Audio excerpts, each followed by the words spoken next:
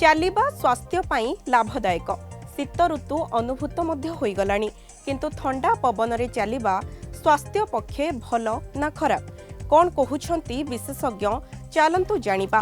ପ୍ରକୃତରେ ଚାଲିବା ଦ୍ୱାରା ଶରୀରରେ ଶକ୍ତି ବୃଦ୍ଧି ହୋଇଥାଏ। ଏହା ହାର୍ଟ ଓ ଲଙ୍ଗସ୍ କ୍ଷମତାକୁ ମଧ୍ୟ ମଜବୁତ କରିବା ସହିତ ମେଦବହୁଳତା ହ୍ରାସ କରିବାରେ ସାହାଯ୍ୟ କରେ।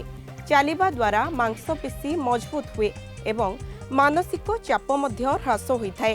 ସକାଳର ଥଣ୍ଡା ପବନରେ ଚାଲିବା ସାଧାରଣତଃ ଠିକ୍ ବୋଲି ବିବେଚିତ କରାଯାଏ, କିନ୍ତୁ ସତର୍କତାର ସହିତ। ଥଣ୍ଡା ପବନରେ ଚାଲିବା ଦ୍ୱାରା ମେଟାବଲିଜିମ୍ ତ୍ୱରାନ୍ୱିତ ହୁଏ।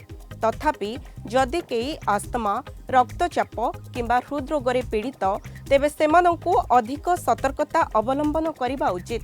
ଗରମ ପୋଷାକ କିମ୍ବା ଷ୍ଟ୍ରେଚିଂ ବିନା ଚାଲିବା ଦ୍ୱାରା ମାଂସପେଶୀରେ ଆଘାତ କିମ୍ବା ଥଣ୍ଡା ଲାଗିପାରେ।